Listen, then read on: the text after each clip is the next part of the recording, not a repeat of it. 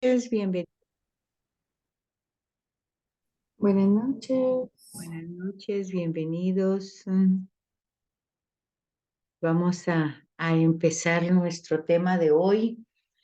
Primero, haciéndoles una especie de recorrido de cómo es que nosotros tenemos que tener el acceso a la Sagrada Escritura. Y lo que es como que lo que hemos visto, no echarlo así en un saco roto, sino que ponerlo en práctica. Primero, pues darnos cuenta de que si vamos a tener acceso a la Sagrada Escritura, darnos cuenta que no lo podemos leer de corrido, si lo vamos a hacer en una forma individual, personal, ¿verdad? No podemos empezar de la primera página de corrido, porque ya vimos que cada libro es un libro que está formado por muchas tradiciones orales, 4, por muchos géneros literarios, muchísimos, por códigos que hay que comprender y leerlos en conjunto, por distintos idiomas con lenguajes diferentes, de acuerdo a la cultura, a la costumbre. Y entonces, cuando vemos toda esa variedad, toda esa diversidad de la que estamos hablando, pues tenemos que aclarar ciertas palabras, ¿verdad? Por ejemplo, cuando vemos la palabra revelación, pues nos damos cuenta que el protagonista, el que inicia, el que quiere darse a conocer es Dios. Entonces Él es el protagonista. Obviamente, si Él es el protagonista, Él es el que va a tener la iniciativa de darse a conocer. Yo creo que eso no es difícil de comprender, el tema de que es Dios el protagonista y es Dios quien se está dando a conocer.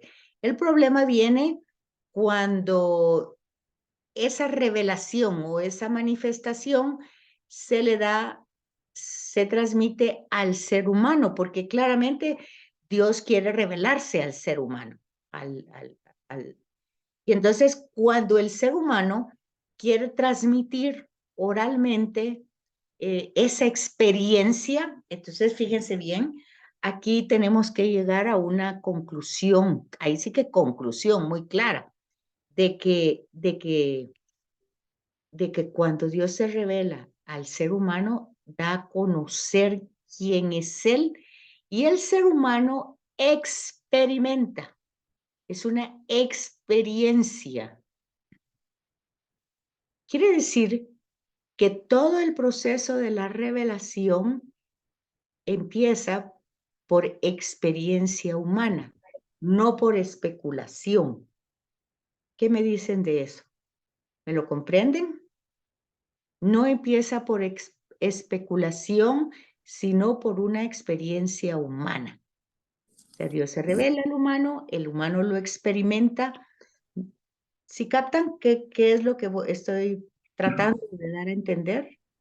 Sí, licenciada, buenas noches. Buenas noches. Sí, sí.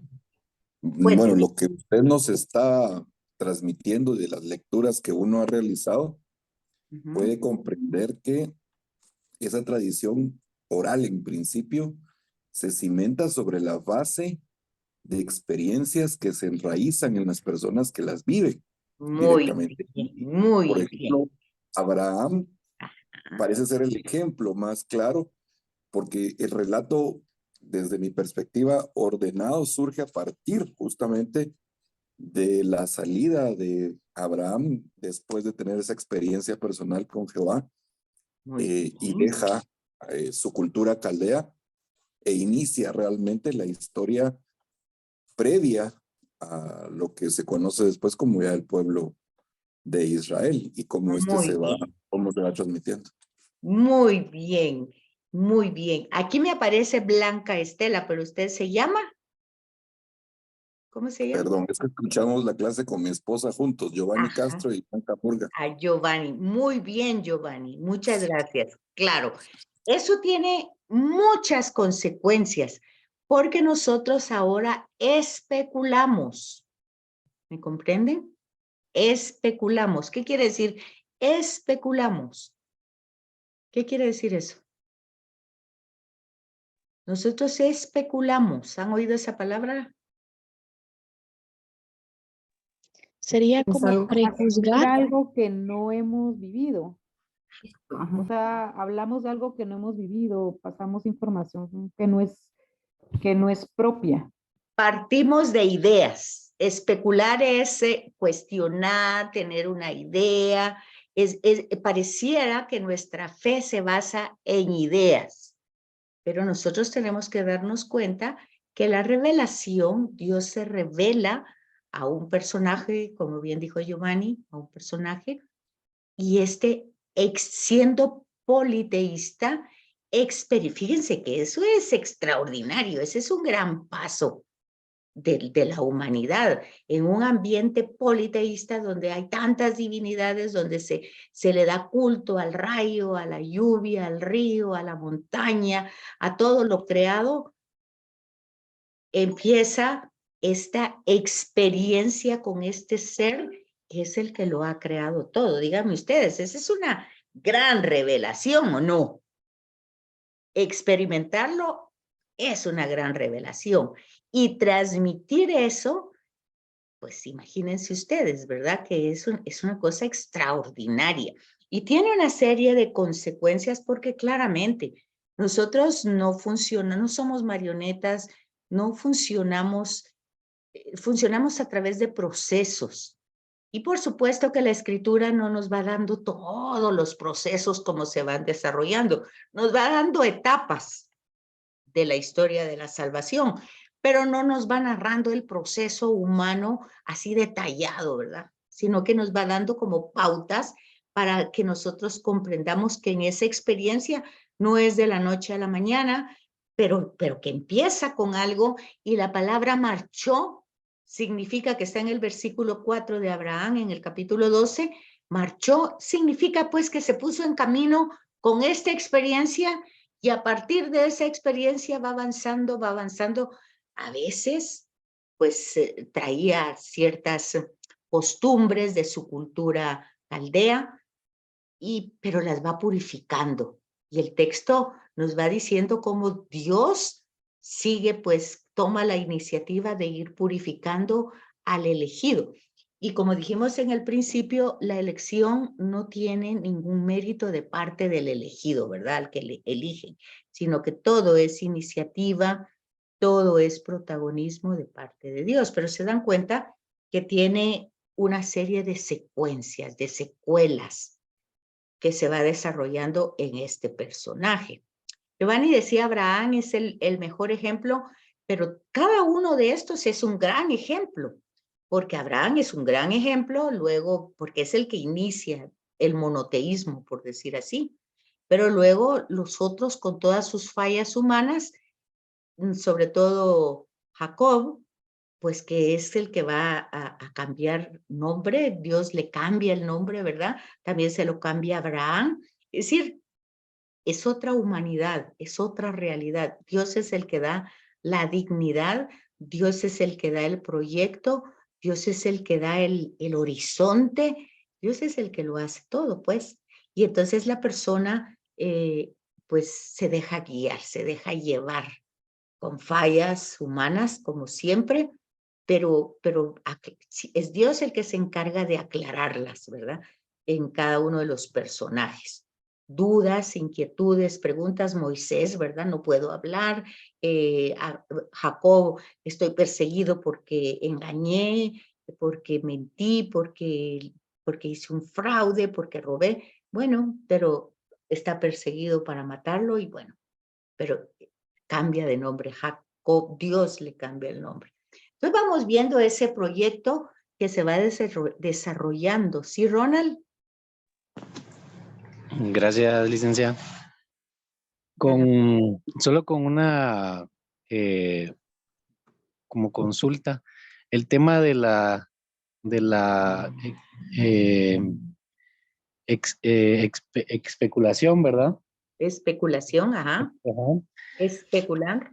Especular en esa línea de pues yo no sé si existirá alguna línea delicada con el tema de poder llegar a una herejía. Pues justamente, como especulamos, claro que sí, claro que justamente por eso son los dogmas, ya en el Nuevo Testamento, porque se especulaba, ¿verdad? ¿Quién era Jesús? Si es Dios, si solo es hombre, si solo es apariencia. Por supuesto, entonces herejía es una parte que es verdadera, pero el resto no. Eso es una herejía. Una herejía tiene parte de verdad, pero no es totalmente la verdad. Entonces, nosotros podemos creer en Dios porque eso es una idea que nos transmitieron desde chiquitos y sí creemos, pues. Pero el hecho es que en algún momento, en circunstancias, pues pareciera que no está. Es como una presencia ignorada. O sea, sí como que está, sí como que sabemos, pero como que al final de cuentas está ignorada en nuestra vida. En algunos momentos, tal vez en los cruciales, pues de pronto tenemos algún tipo de injerencia con este ser, pero en su mayoría es una presencia ignorada la mayor parte de nuestro tiempo, ¿verdad? Entonces es importante que nosotros captemos que toda la revelación empieza directamente, Dios es el protagónico, pero el hombre es el destinatario. Y pues no está partiendo de una idea, sino está partiendo de una experiencia. Por favor, eso que no se les olvide nunca, porque luego si nosotros estamos que si sí, que si me escucha, que si no me escucha, que si oye, que si no oye, que si me mira, que si me perdona, que si no me perdona, todo eso es especulación. Lo cual significa que estamos partiendo de ideas y no tenemos no hemos tenido un encuentro personal con Jesús de Nazaret y estamos aquí tratando de entender algo que nos va a costar mucho porque es ideas y yo prácticamente no les voy a dar ideas, les estoy transmitiendo el contenido de la Sagrada Escritura, que es el mensaje de la salvación, que lo experimentó Abraham, que lo experimentó Isaac, Jacob y todos los personajes, y que lo he experimentado yo. Entonces yo lo transmito como una verdad que yo vivo, no como una idea, no es filosofía, es teología. Y entonces la teología sí tiene que ver con la experiencia, ¿verdad? No tanto del conocimiento intelectual, porque solo nos da como el razonamiento, la comprensión para poderlo transmitir en palabras, pero la experiencia vivida es la certeza de que ese ser existe y que no existe desde mí, sino ha existido desde siempre. Es más, yo he existido en él y el tema de la salvación resulta clara porque me doy cuenta que yo misma no me puedo salvar, no puedo regresar a él. Entonces la necesidad es latente, pues, ¿verdad? Es la necesidad de conocerlo cada vez más para poder retornar verdaderamente y no agarrar un desvío o un otro camino, ¿verdad? Que no es solo tema moral, sino que es un tema de relación con Dios. Entonces, teniendo claro eso, que tiene que ser uno de los fundamentos de lo que estamos viendo, pues continuamos, ¿verdad? Con lo que hemos ido viendo, que la lectura de la escritura pues va a tener ciertos problemas si no captamos que durante muchos siglos hubo tradiciones orales y que obviamente tenemos que darnos cuenta que hablar, pues uno añade, quita, al transmitir un mensaje, ¿verdad? Luego, las tradiciones orales también dependen de distintas culturas, de distintos personajes, de distintos idiomas, de distintas maneras de ser, de pensar. Y eso también está ahí puesto, ¿verdad? Y también vimos la semana pasada que hay códigos que se leen en grupo porque tienen que ver con un tema, como la ley, como la santidad, como el culto. Entonces se ven como, hay que leerlos en bloque y hay que leerlo como una legislación para hacer un templo, para hacer un culto, para determinadas formas, pero eso surge de la misma experiencia. Y eso lo vemos, por ejemplo, con Jacob cuando tiene el sueño de las escaleras, su misma experiencia de pelear ahí, ¿se acuerdan? Es una tradición eloísta porque él está peleando con un ángel, ¿verdad? Pero luego cuando él se despierta dice, peleé con Dios. Entonces se da cuenta que él ahí tiene una experiencia y en esa experiencia cuando él se levanta dice, este lugar es santo, ese lugar Dios se me manifestó, se me reveló. Y resulta que para yo creer en ese Dios que se me acaba de revelar como único, tengo que regresar sano y salvo, arreglar todos mis problemas y si realmente no me matan y todo se arregla, pues voy a creer en este ser, pero ya hace ahí un altar. Dijimos en ese momento que es Betel, él lo experimenta, aquí está Dios, este es el lugar de Dios, esta es la casa de Dios. Pues no es un título, es como lo que él experimentó ahí. Entonces, vemos que sigue la historia y el proceso y él pues sigue su vida, no lo matan, tiene 12 hijos, en fin, sigue toda la historia de la salvación. Y luego vemos cómo Moisés la misma cosa, ¿verdad? Es elegido para liberar aquel grupo de personas que se había quedado esclavo en Egipto, es elegido y bueno, él tiene una serie de limitaciones, no puede hablar, no tiene, pues es perseguido por el faraón, no tiene forma de que el faraón le escuche, es como que me dijeran a mí, vaya con Biden a decirle tal y tal cosa, y ¿cómo voy a hacer, verdad? Entonces, pero Dios le promete y le dice, no, no te preocupes, yo voy a estar ahí, no eres tú solo eres un instrumento. Bueno, y se va desarrollando. Y así, cada personaje va a ser una etapa diferente de la historia de la salvación, lo que nos va diciendo que el proyecto Salvador es lineal y va progresando, no va nunca en retroceso. Por ejemplo, si nosotros decimos, ay, cada vez estamos peores, que ahorita no sé cuánto, que ahorita, bueno, todo lo negativo, pues no, resulta que no podemos estar peor y no estamos peor. Porque realmente hay muchas cosas positivas que hacen avanzar el proyecto de salvación.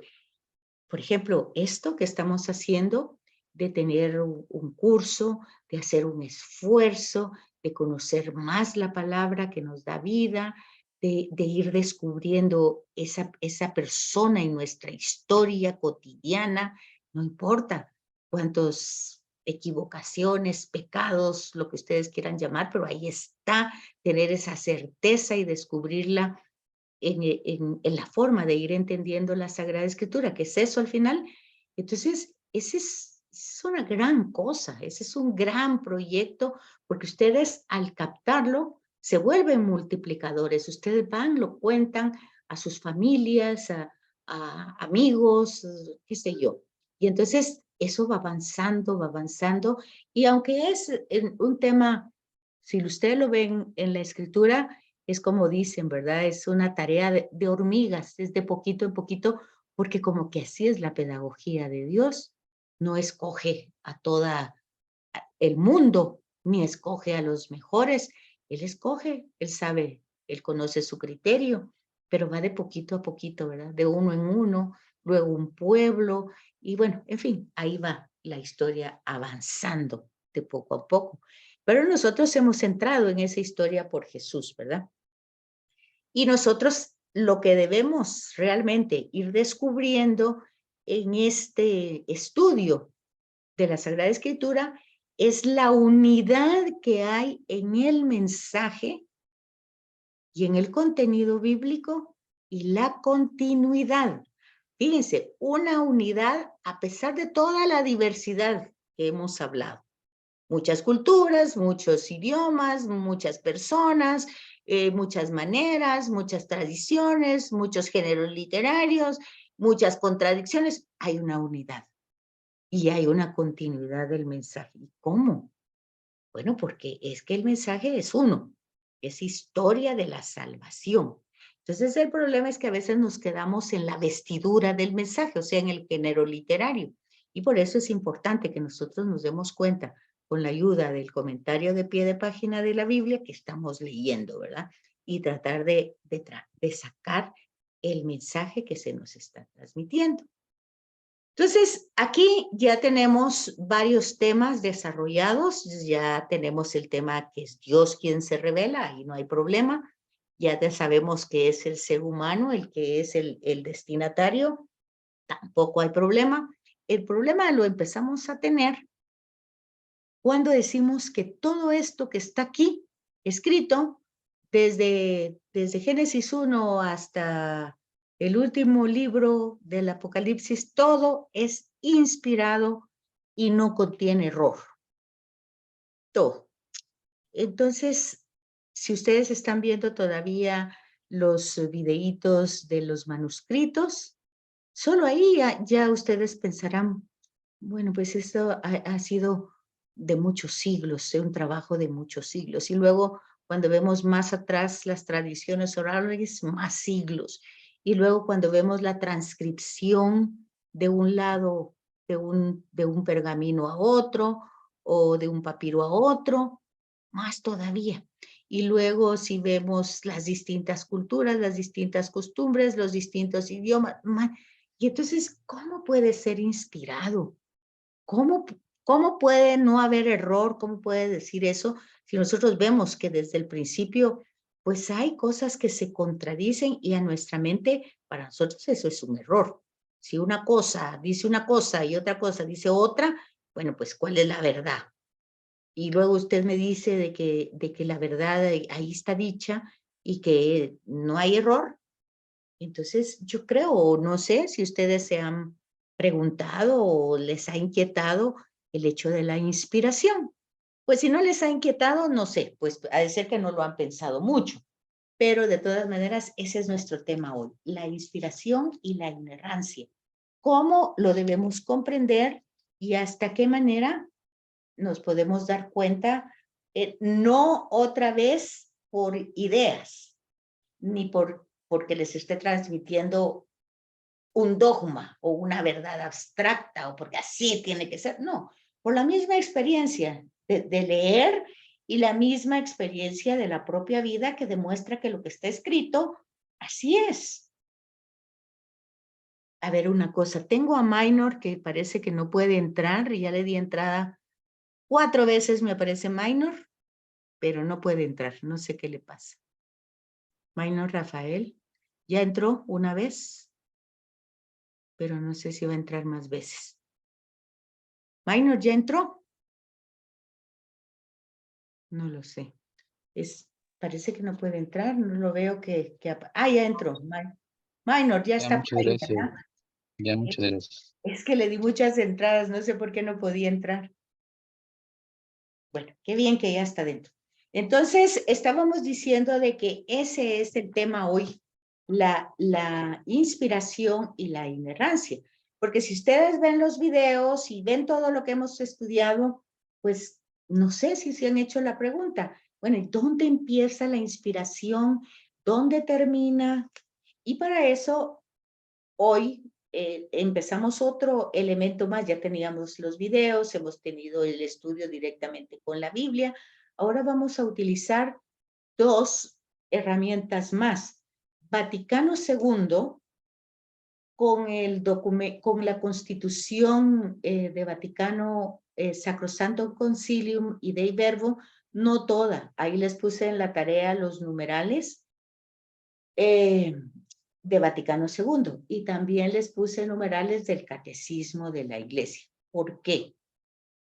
Porque es el magisterio el que va actualizando, el magisterio de la Iglesia, el que nos va actualizando el lenguaje para que nosotros comprendamos hasta qué punto lo que nos está diciendo como si ustedes quieren, como un tema dogmático, es decir, esto es así, no lo puede pensar de otra manera, pero cómo realmente usted se va a dar cuenta que el mensaje es el mismo, el que empieza desde Génesis y termina con nosotros. Y a pesar porque ya estudiamos eso, que en la forma de escribirlo, ya cuando se llega a la literalidad, pues va a utilizar palabras que muchas veces van a contradecir el hecho de que Dios sea amor, ¿verdad? ¿Por qué? Porque tenemos palabra castigo, palabra prueba, Dios castiga, Dios, la ira de Dios, y Dios se va a vengar. O sea, tenemos toda ese lenguaje. Pero ese lenguaje nosotros ya tenemos como la clave. Ya entendemos que al poner por escrito y al darnos cuenta de nuestra incapacidad para comprender esa verdad que es muy grande de Dios, nosotros, pues en un acto de humildad, nuestra inteligencia, que es un don que Dios nos ha dado, porque así lo tenemos revelado en Génesis, que hemos sido creados y todo fue hecho por Él, todo lo que tenemos, nuestro organismo, nuestra salud, nuestra vida, todo, pues entonces todo lo que tenemos Él nos la ha dado, es un don, nos ha dado la vida y ese es un don. Entonces, pues en nuestras condiciones humanas no es fácil para nosotros experimentarlo con todas las circunstancias y vaivenes de la vida. Entonces partimos de una idea, de las ideas que nos dicen, ¿verdad? Pero cuando ya tomamos en serio la palabra de Dios y lo vemos inmerso y vemos la realidad que tenemos, a veces con muchas dificultades, porque ustedes se van a dar cuenta que los personajes que protagonizan los libros de la Sagrada Escritura no están exentos de problemas, menos Moisés. Moisés tiene cantidad de problemas después de que saca a estos hombres de Egipto, a estos seres de Egipto. Tiene un montón de problemas que en un pasaje les dice, bueno, mira, este ni es mi pueblo, ni yo tengo nada que ver con ellos, tú los quieres libres, pues hazte cargo de ellos. Y ya no, ¿verdad? Y porque era contra él, ¿verdad? Que nos sacaste, que no tenemos comida, que no tenemos agua, que si no hay tumbas en Egipto, que nos traes al desierto, en fin. Todo, si ustedes se fijan, no es estar exento de problemas, sino que es tener la claridad y la certeza que en esos problemas y en esas circunstancias difíciles está presente. No porque yo lo merezca, sino porque así lo ha prometido. Y entonces vamos a encontrar siempre en el mensaje que dice que Dios es fiel, que Dios es misericordioso, que Dios es compasivo. Va a decir a veces que es lento a la ira y rico en misericordia. Bueno, pues una manera de decir, porque si es rico de misericordia y lento a la ira, pues prácticamente pues no hay ira, ¿verdad? Pero ahí va, ese es un lenguaje que nosotros tenemos que captar, que supera la misericordia y que no hay ira, ¿verdad? Todos los temas en relación con Dios, a quien realmente afectan, es a nosotros, no es al ser omnipotente, pues no le ha. De hecho, eso dice el prefacio, ¿verdad? El prefacio dice de que aunque nuestras bendiciones y plegarias no las necesitas, es don tuyo que nosotros seamos agradecidos. Entonces, nosotros tenemos que fijarnos en eso y darnos cuenta de que la idea de que el hombre pueda escribir o decir una palabra y que lo que diga no tenga ningún error y que sea realmente inspirado por Dios, pues todo eso está desde la antigüedad.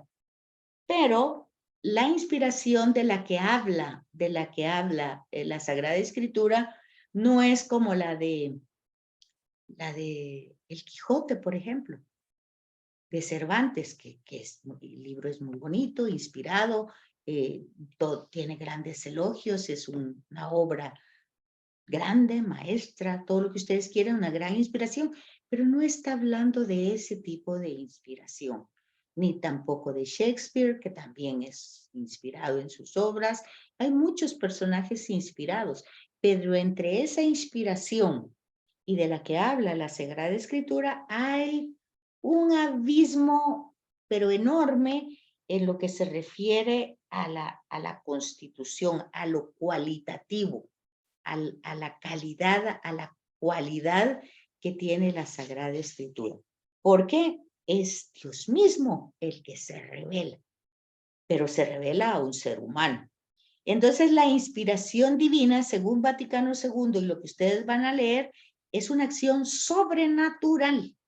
No es que sale de las capacidades humanas, porque es una acción de Dios que va a las facultades humanas. Es un acto de Dios a la facultad humana y a los talentos, o sea, la persona. Pero fíjense, si ustedes se dan cuenta y lo tienen en los personajes, Abraham y Sara eran ancianos, no tenían hijos, pues tenían ya bien, bueno, pero hay una falta de talento, de capacidad, de muchas cosas, pero Dios se vale de eso. Moisés no puede hablar, ¿cómo va a ir al faraón? ¿Cómo va a decir? Pero Dios se hace cargo. Entonces siempre es para que nosotros veamos el protagonismo de Dios, que eso es lo que tenemos que ver en el mensaje y en la continuidad de todo. Ya por Jesús, nosotros vemos que esa acción de Dios, esa irrupción que Dios tiene sobre el ser humano, ya Jesús le va a dar un nombre, ¿verdad?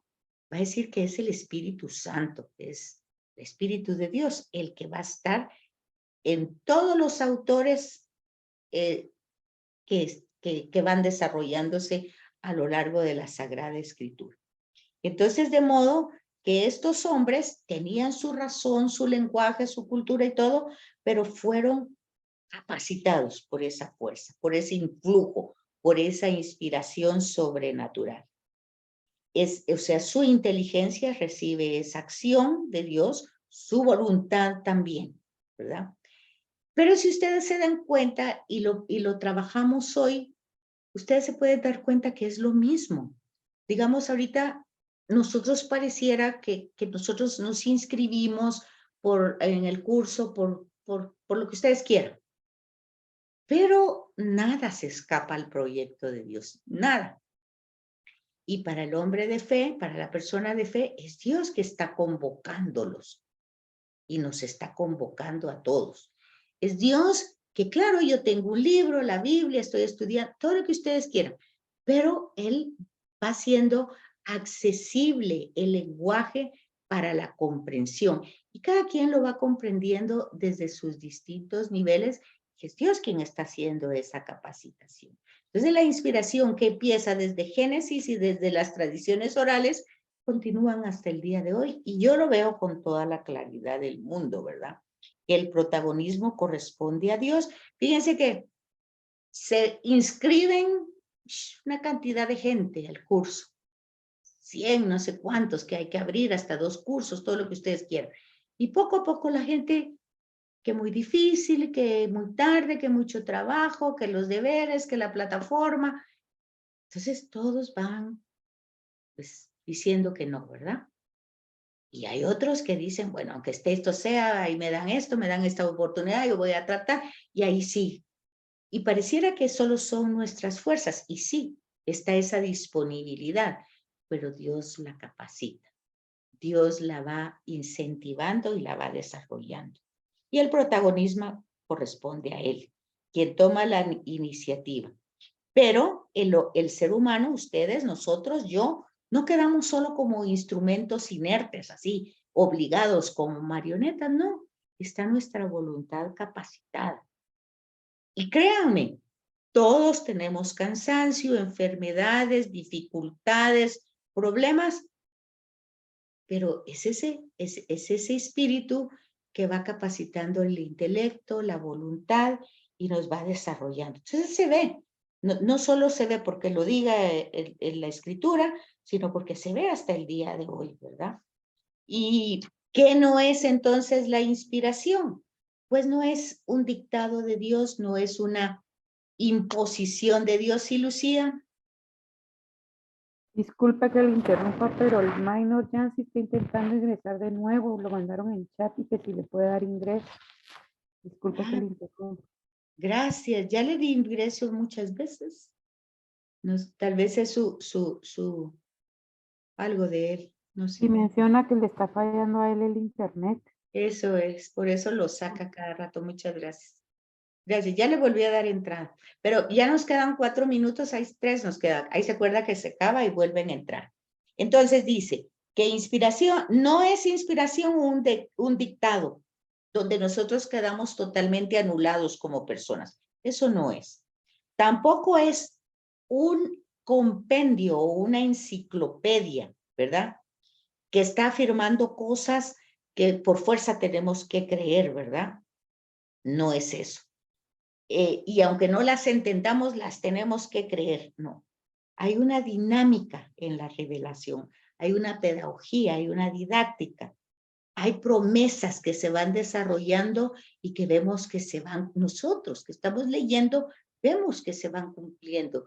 Y se van cumpliendo primero en Cristo y se van cumpliendo después en los apóstoles y se van cumpliendo en las comunidades y se van cumpliendo. A pesar de que hay muchas cosas que son disfuncionales, si ustedes quieren, pero el proyecto de Dios no va en retroceso, no puede ir en retroceso. Es lineal y sigue adelante. Tampoco la inspiración va a cambiar al ser humano, ¿verdad? Sino que lo vemos en los profetas. A veces su trabajo, su misión de profeta es para un momento, para una circunstancia, no necesariamente para toda la vida.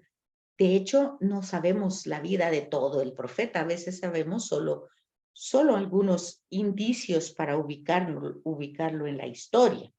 Entonces, eso tenemos que tenerlo claro. Luego, ¿de dónde a dónde va la inspiración? ¿Cuál es la extensión? Bueno, eso ya se los he dicho muchas veces. Pero debemos precisar. Es evidente que un error gramatical o lo que hemos dicho, un error de cultura, un error de traducción o un error de transcripción, pues no es que faltó la inspiración, ¿verdad? Porque es una falla humana, ¿verdad? O, por ejemplo, la mención de un lugar, por ejemplo, cuando el capítulo 2 del Génesis que habla del paraíso que está entre el Tigris y el Éufrates y entre el Sajón y el Tijón, pues el Sajón y el Tijón, pues no aparecen, el Tigris y el Éufrates sí, pero los otros dos no. Entonces, mucha gente dice, bueno, pues esas son puras mentiras, esos ríos no existieron, en fin, pero lo que pasa es que no es un libro de geografía ni de historia, ni tampoco es un libro de gramática o de literatura. Entonces, los errores que puedan haber desde esa perspectiva, pues no son errores del mensaje ni de la revelación, sino son errores de la situación humana que se vive. Falta un minutito y se va a acabar, pero voy a ver aquí que alguien ha escrito. Ah, sí, minor. No, yo no sé también por qué lo saca, pero ha de ser un problema. Ya lo volví a sacar. Bueno, pero ahorita vuelvan a entrar, minor, a ver si se va a acabar en menos de un minuto. Y entonces, bueno, entonces se dan cuenta que la expansión o la extensión